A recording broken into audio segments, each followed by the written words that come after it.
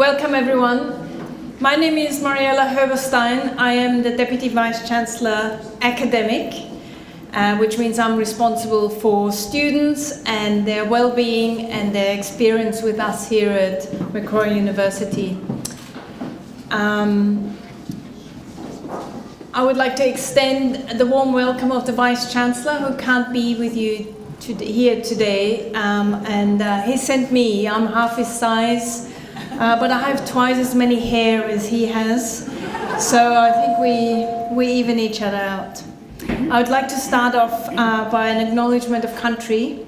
I'd like to acknowledge the traditional owners of the wonderful land that Macquarie University is situated on, the Watamatakalu people of the Darug Nation, whose culture and customs have nurtured and continue to nurture the land. I pay my respect to their elders past and present, and would like to extend a warm welcome to all our Indigenous guests here today. It's wonderful to see you all here. It's wonderful to see you dry. It's wonderful that we have an evening sunshine to welcome us back onto campus, to welcome you back onto campus. This is a wonderful occasion. I'm really happy that you're all here, and I hope you had a drink and a nibble, and the toilets are also just right outside here. Macquarie University is very proud to present this extraordinary exhibition, an important exhibition that celebrates 60 years of the nation's leading artist, Salvatore Zofrea. My role here is to introduce our expert speaker, Caroline Jones, and I'd like to spend a little bit of time giving you a detail of Caroline's extraordinary contributions to media and art over her lifetime of activity and work. I know you would rather have it much shorter, but I've read through this biography, and it's truly astonishing and impressive, and I'd really like to share this with you if you're missing out some of the details. But Caroline has been a writer and broadcaster who's had a 50-year association with the ABC. Much of her work has been dedicated to listening to fellow Australians and drawing out their stories. She has travelled widely and to facilitate these community gatherings with sharing experiences as the focus of these gatherings. Caroline draws from a small Hunter Valley town, Mururundi, and from the late 60s she's had her home just down the road in Greenwich. Caroline Jones was the first woman reporter, and this is, I think some of this is really important, having just passed International Women's Day. She was the first woman reporter on This Day Tonight, which was the first Australian national current affairs, and that was in the late 60s, early 70s. And she was also the first woman to anchor Four Corners in the early 70s to the 80s. And she did this concurrently while broadcasting on ABC Sydney Morning Radio, so multitasking at the same time. In 1973, she was appointed a foundation member of the Australian Council for the Arts by Prime Minister Whitlam and chaired by Dr. Nugget Coombs. For 8 years on ABC Radio National, late 80s to 90s, Caroline presented the Search for Meaning program, in which hundreds of Australian men and women told their life stories, and the books and the tapes from these conversations were widely distributed around Australia. In 1988, Caroline Jones was made the Officer of the Order of Australia, and rightly so, I would say. In 1988, and she also joined the Working Party with the original broadcasters at CAMA, the Central Australian Aboriginal Media Association in Alice Springs. And she is a member of the Women's Reconciliation Network, also a very important activity. In 1998, Caroline was appointed an Ambassador for Reconciliation by the Aboriginal Council for Reconciliation. The Search for Meaning programs provided one of the inspirations for Australian Story on ABC TV. And Caroline contributed and presented Australian Stories from its inception in 1996 right through to 2016. In 1997, she was voted one of Australia's national living treasures, and I think we would all agree that that was, I think, one of the best decisions Australia has made.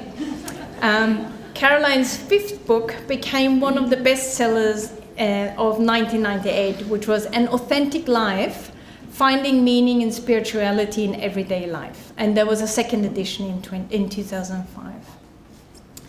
In 2007, she was made Honorary Doctor of Letters by the University of the Sunshine Coast. And in 2009, a portrait of Caroline Jones by Salvatore Zofrea was hung in the National Portrait Gallery. In 2013, she won a Gold Wakely Award for her outstanding contributions to television journalism.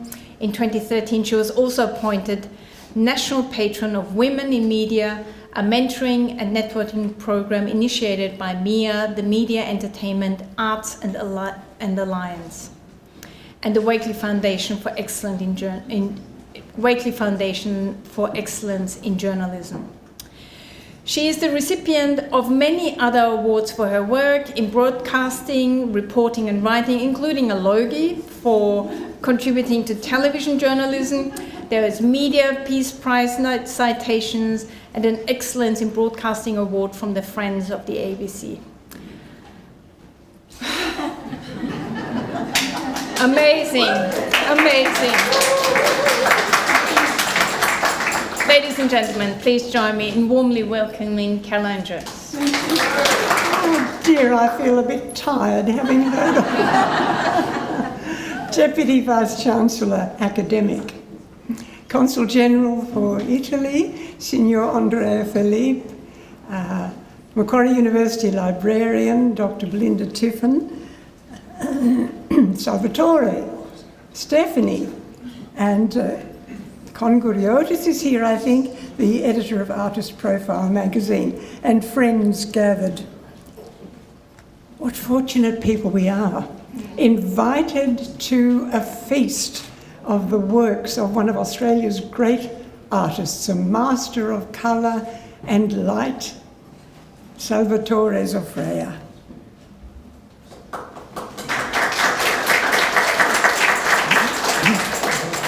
60 years devoted to making art, curated by Rhonda Davis for this wonderful retrospective exhibition. And what a perfect title, Luminosity.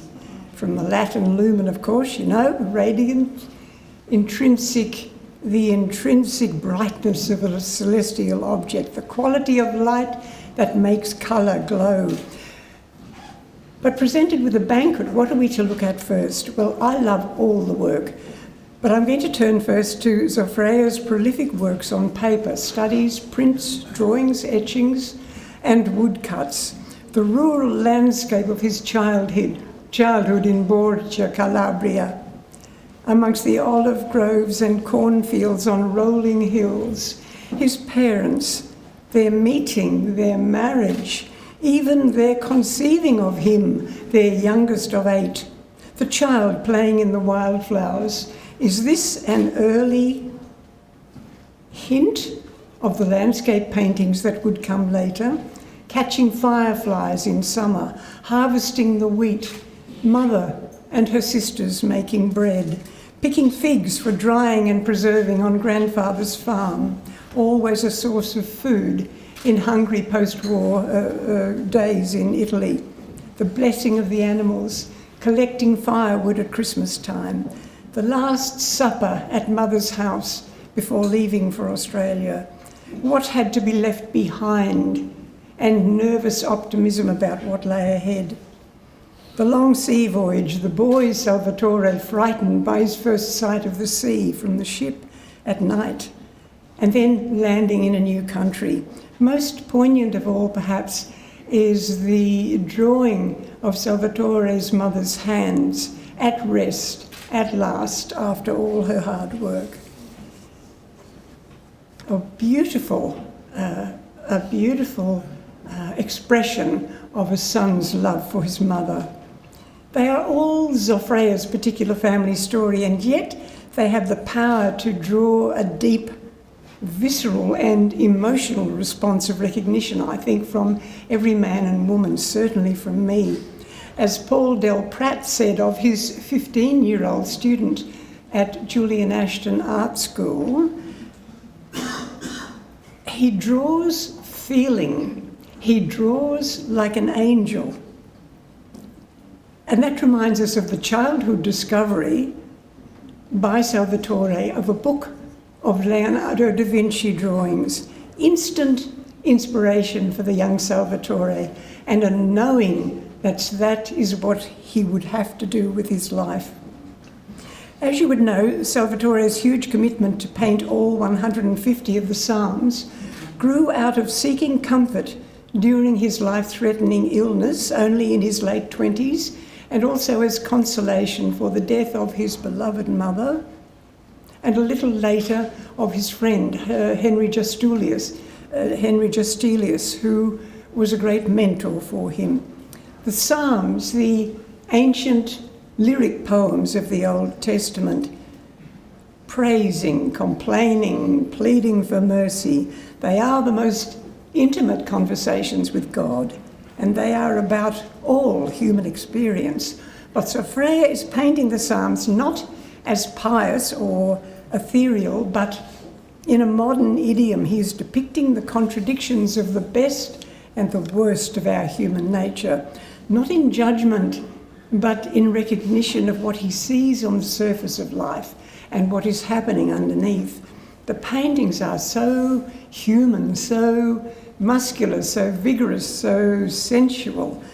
The colours laid on in thick, almost edible strokes.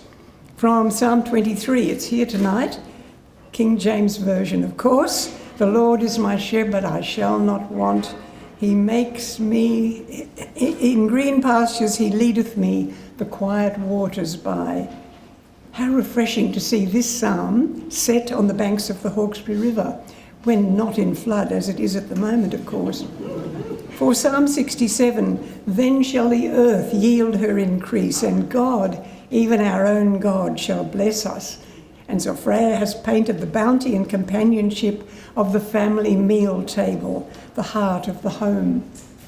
Psalm 84, the artist paints a gathering of young people from a family he knows and loves. They're playing musical instruments. And the psalm goes, the sparrow has found its home at last, the swallow a nest for its young. Happy are those who live in your house and can praise you all day long. And there they are, Zofrea's profound inspirations: music, poetry, art, faith, beauty. Andrew Sayers, former director of the National Portrait Gallery, wrote in his essay introducing the book, The Psalms of Life, there is no parallel in the history of Australian art for Zofrea's psalm paintings. Curator Rhonda Davis identifies Zofrea's painting Girls at Clontarf, Sunday afternoon, 1978. It's just on the wall over there. The young Zofrea's summer days with friends at Clontarf Beach, near the family home at Seaforth, where he grew up and where he still paints. Those happy days are the springboard for this particular work. Davis writes, the transcendence of time and space and the effects of light and colour that pervade this painting would become the mainstay of Zofrea's practice from the late 1970s. It's a very important turning point. She also identifies in this painting the archetypal striped deck chair that is a recurring motif in his work. Etched into the artist's psyche, the deck chair metaphorically carrying the spirit of the migrant in its portable and fold-up framework. This important painting went out of sight for many years, and it's thanks to the determined research of Kate Hargraves that we have it here tonight. Well, Much has been written of the dramatic epiphany when Zofrea became passionately aware of the light in the Australian bush. Suddenly awake to what Edmund Capon described as the majestic symphony of the magpies, the gum trees and waratahs, the bellbirds and honey eaters in the wattle, and how they're all transfigured at different times of the day, from dawn to dusk and at night. It's a hugely significant development which will characterise most of his subsequent monumental body of work. Andrew Simpson writes of Zofrea's unique understanding of the light in the Australian landscape as a liquid that flows over and through the rocks and grasses and trees, a form of natural magic. Sasha Grishin sees the spectacular landscape cycles as having the sensations of being there, hearing the birds, the hum of the insects, the swishing of leaves and grasses in the breeze, a celebration of sanctity, he says. He also notes the artist's use of the precious pigment lapis lazuli, which is sacred in Italian religious art of the medieval and Renaissance artists, to depict, for instance, the garment of the Mother of God. Now, I don't have the formal language of art appreciation and history to analyse these paintings, but Conguriotis' artist profile will give you valuable insights into the intellectual and philosophical content of Zofrea's art. For me, they are simply a revelation. While I may gaze and become absorbed into the long vistas of hills, fading away into the hazy blue of the mountains, the grey riverstones worn round by eons of flowing water in country creeks, the willows trailing on their banks, the gum blossom and flannel flowers, the startling flash of a wonga pigeon, or the magic of a red firewheel tree in bloom, I cannot easily describe it, but the paintings evoke the ineffable, the spiritual, the purity of beauty which nourishes the soul, the energy of creation, something imprinted on my imagination in wonder and awe since childhood. It is deeper than words. It is more moving. It is a profound inward recognition. And for all that, these paintings are precious to me. And then there are the frescoes and all the Zofrea portraits, so many of them, portraits of the famous and of friends, maybe of some of you. And I'm the subject of one of them. It's now hanging at the National Portrait Gallery. Well, I just wanted to tell you that my first of several sittings in the Seaforth studio was in January. It was extremely hot. And as you know, Salvatore loves to paint flesh in the tradition of Goya and Caravaggio. Feeling a bit shy at this possibility and lacking the voluptuous shape of many of his models, I attempted a preemptive strategy. Knowing also his passion for colour, I turned up in very bright orange clothes, hoping he would be seduced by the colour instead of the flesh, and it worked. What a relief. After a cup of tea, made in the big yellow teapot, real Australian leaf tea, of course, as we sat at the wooden dining table in the studio, he would select the music for the day. Wearing overalls and gloves to protect his hands from the lead, mercury and cobalt pigments, he mixed the paints on the palette. Sometimes we did not talk at all, really.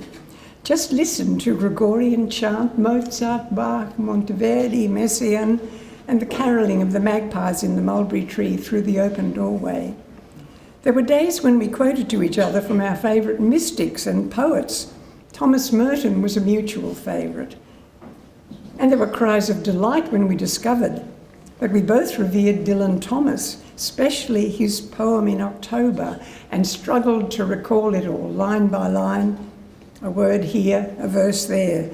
It was my 30th year to heaven, stood there then in the summer noon, though the town below lay leaved with October blood. Oh, may my heart's truth still be sung on this high hill in a year's turning. Well, lunchtime was a ritual. We made lavish focaccia sandwiches heaped with smoked salmon, avocado and capers, with a fresh salad harvested from Salvatore and Stephanie's garden at Kurrajong. For the sitter, it's such an unusual experience to be gazed at over a period of time, allowing the risk of what you might disclose behind your everyday expression. It's also a privilege to have someone, let alone a great artist, pay attention to you for long periods of time. Like being listened to, as we all know, it's a rare and precious experience. Well, now, and as I know, we're all ready to hear no more talk and see the show. But for the last 4 decades, and I must mention this, Salvatore has had the honour and the precious gift of his beloved partner in life and art, Stephanie Clare, and no retrospective exhibition of his work would be complete without also celebrating Stephanie's crucial role in his achievement.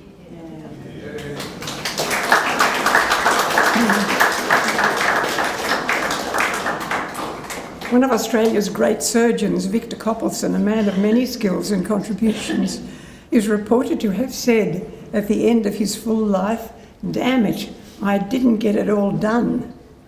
I think, Salvatore, you often feel that there are not enough hours in the day, but tonight we celebrate what you have created already in the rich body of work in this exhibition. As a beholder, I am deeply grateful to you, and I am in awe of your devotion to painting your truth for the world and your prayer to creation. Congratulations on the magnificent milestone of this retrospective exhibition. And now we can all enjoy finding the deck chairs and the lapsed leisurely highlights in this glorious feast of artwork, Luminosity, which I joyfully declare well and truly open.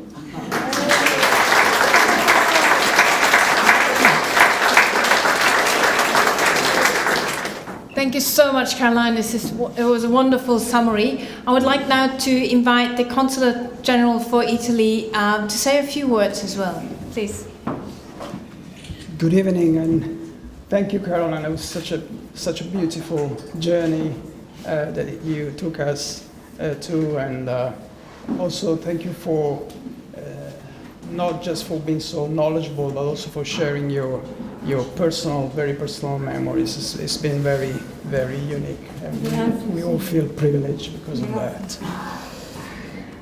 And good evening to everybody. I see it's such a successful evening, and I'm very glad for that. I see so many friends and distinguished guests.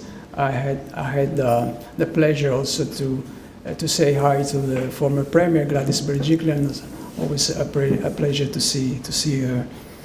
And I was first introduced to Salvatore Zofrea around 2.5 years ago on my very first day at work. Of course, I was not a physical encounter. I didn't meet him physically in person, but it was through his art. Because as probably some of you knows, the Consulate General in Sydney is an important collection of Salvatore's art. We have a number of drawings of woodcuts that feature prominently in our collection at the consulate. One work in particular struck me. It's a huge drawing. It's a 300 by 150 centimeters, and it's about the Snowy Mountain hydroelectric scheme. It's a very powerful evocative scene. You see this group of workers as they come out of a tunnel, I believe. And it just left me in awe. And that was my first day at work. Why? Because of a number of reasons. First, it's a huge big, imposing piece of art. And I always like big art. I like the audacity of dealing with the scale of work, the ability of the artist when you see that he can manage that scale and turn it into something meaningful. The second reason was it's a drawing. I always loved drawing. Since I was a kid, I remember as a kid observing my father, who was in his spare time, hobby time, was copying Leonardo da Vinci or Michelangelo drawings, and I always thought that I always felt that drawing is the starting point of everything, and I always felt admiration for artists who can draw, and boy, can he draw, Salvatore. And the other reason is the subject, of course, because which struck me on a personal level, but also professional level, because in my official capacity, it's a very important. It's a painting. It's a picture of a very important, one of the key moments of the building of this nation as a multicultural society, because these workers, including a big number of Italian workers, were all immigrants, all migrant workers who came to Australia, and they were employed in this big enterprise. So, since that day, this drawing was in a different room. It was transferred to my office, and it has been there ever since, and that's for the pleasure of the eye and the soul. I then wanted to know more about Salvatore Zofrea, so I went reading about his life and about the man behind the artist, and what I discovered was even more fascinating. You know, the little boy who came to Australia with his Italian immigrant family, and who has been, in a way, navigating the flows of two different cultures. So on the one hand, this profound influence of the Western painters, philosophers, poets, musicians, from the Renaissance to the modern times, the biblical influence, the Psalms that was just cited so profoundly by Caroline. On the other hand, Australia, the Australian landscape, the brutal force of nature, which are also experiencing sadly in these days, the light, and as I mentioned, the society, the multicultural society, is so different from the one that Salvatore's family had left in Italy. So I couldn't help but thinking the art of this artist is. The work of this artist must be the result of the encounter of these two worlds. Of course, under the work of his personal experiences, of his personal sensibility, but it was an encounter, or I should say, the clash of these two worlds, who has produced this unique art where music, poetry, faith, nature all conjure to form and to produce this very unique, mesmerizing visual experience. Then I was given only recently the pleasure to meet the man in person, and through a common friend, and meet Salvatore and Stephanie, and I must confess that at the beginning, the prospect of meeting the artist was a bit daunting. I mean, when you admire someone so much, you are a bit, you're a bit afraid that you might end up a bit maybe disappointed. But it wasn't a disappointment. It was such an extraordinary moment we spent, I think, 2 hours with Salvatore, Stephanie, and talking about Salvatore's art, and I felt like I could connect on a personal level almost immediately. And I was struck by the generosity of Salvatore in sharing his ideas, his enthusiasm, is about, future project, how to combine these different languages, music, nature, and as I said, on top of everything, the generosity to share, to share with me that I had just met, and it was extraordinary, and this infectious enthusiasm, almost juvenile enthusiasm about what it does, his world, his universe, and so it became apparent to me what has been already said by very people who are expert. I am not an expert. I love art, but I have a very instinctive approach to it, as it has been remarked also in an article in this magazine that we've been gifted tonight by Con Curiotis. I'm sorry if I pronouncing your name in the wrong way.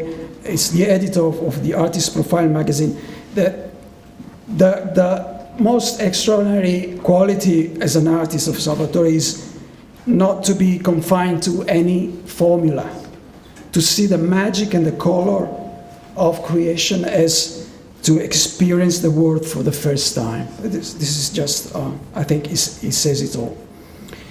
I also remember we talk about everything, not just art, music, and poetry. We talk about also the war. How can you avoid talking about the war in these days? And this also tells you about, I think, the man behind the artist is not just someone, living in his cocoon, artistic cocoon. It's someone who is very involved in the current affairs. And I left this extraordinary meeting with a bit of mixed feelings, because after talking about so much beauty and being surrounded by so much beauty, because we were in Seaford at his studio, and then there is a war going on there.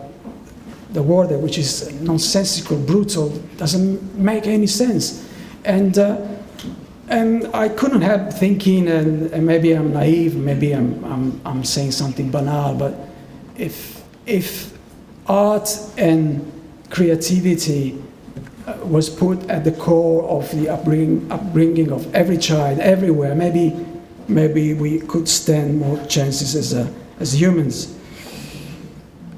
I conclude by saying that, by thanking everybody, the organizers, the Macquarie University, and for organizing this retrospective, and of course I am very grateful to Salvatore for giving me this opportunity, this privilege of saying these words tonight on such an important occasion. I really feel privileged, humbled, and honored. Thank you very much. Boy, it's my turn now. First up, I want to thank Caroline Jones. I've got a posy of flowers for you, Caroline. Oh, thank you. Thank you. Beautiful. Well, my God, I never thought this day would arrive, and I call it a miracle. We're all here. Yeah, what do you reckon, Salvatore? Yeah. Come up. Thank you.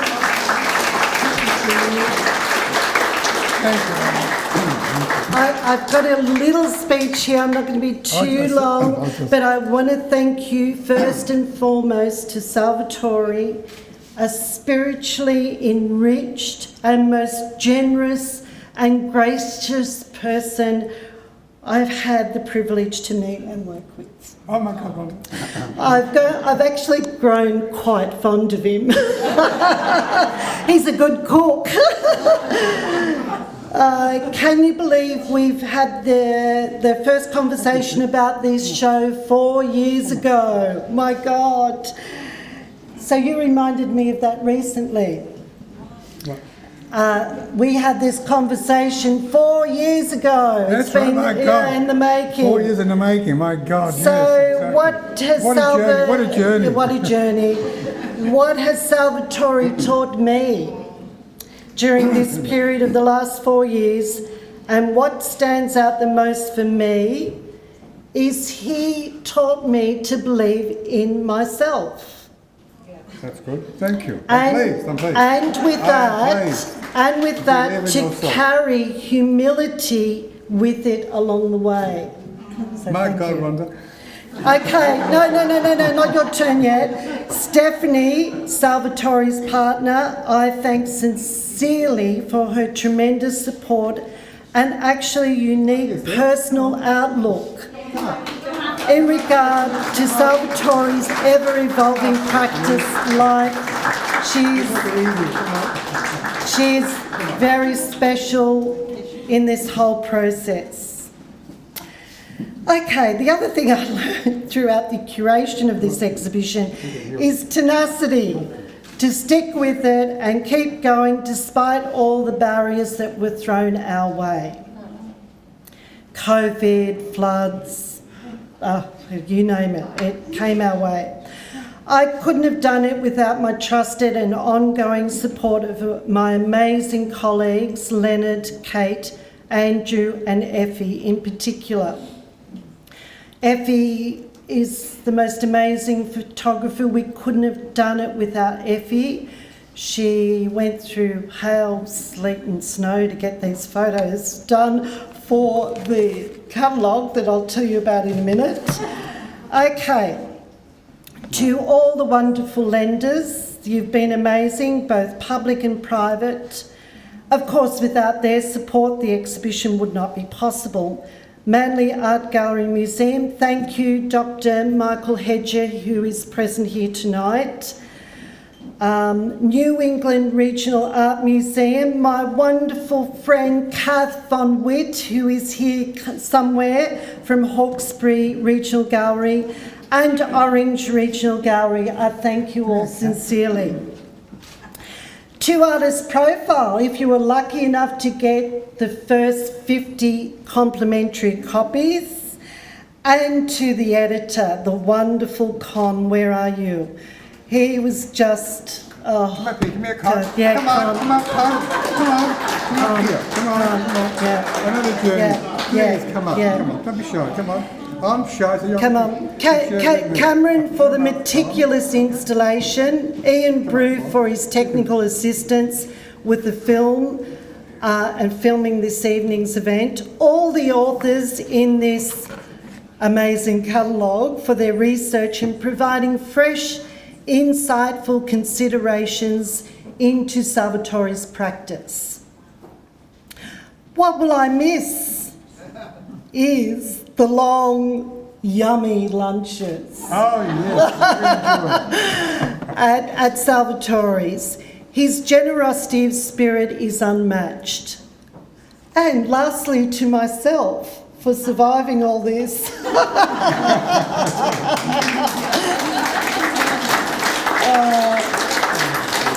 So the catalogues, since you attended tonight, you all get a free complimentary copy.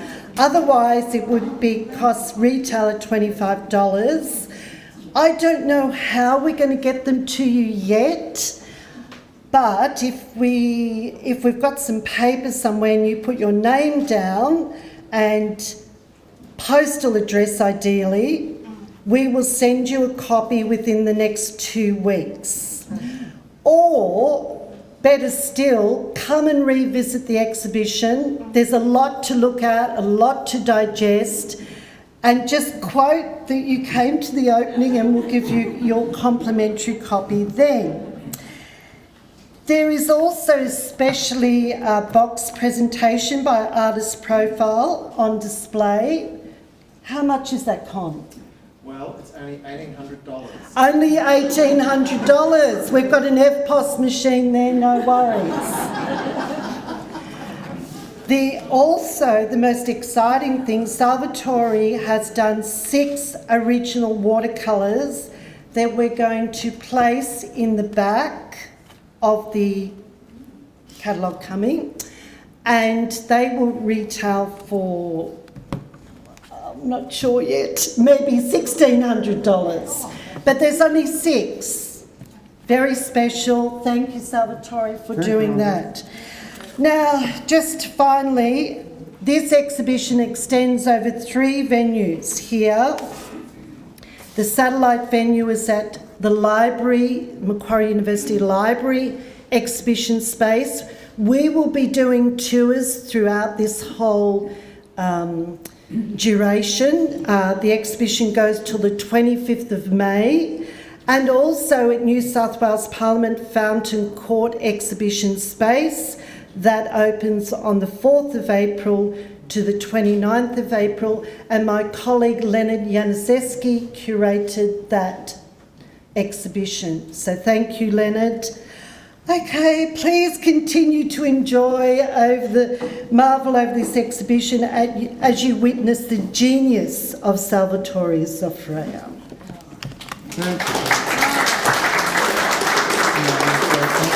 Just say a few words. Okay. Thank you all for coming tonight. This is fantastic to see the whole crowd of people, my friends, family that love art, good painting, good drawing. Good to see you here. Now I want to thank, first of all, my friend Caroline Jones doing a wonderful talk about my work. The Deputy Vice Chair. Thank you very much, Chancellor. The Consul General, thank you for coming, Andrea. Thank you for talking about my work and the people here in Australia, mixed as we are. And of course, my Stephanie here, Kath Von Vet, Rhonda saying wonderful job. It's what, been 4 years, Rhonda? 4 years in the making. We had so many hiccups, yes, no, and of course enjoyed our lunch, talking about art, painting, life, and to see now my work after all these years together, I feel it's given me an understanding more of myself. As I said to you before, believe in yourself. We must believe in ourselves, who we are, what we are, and be true to ourselves. That's been my journey as well, of course. So all I can say, Con, your magazine, where's Con?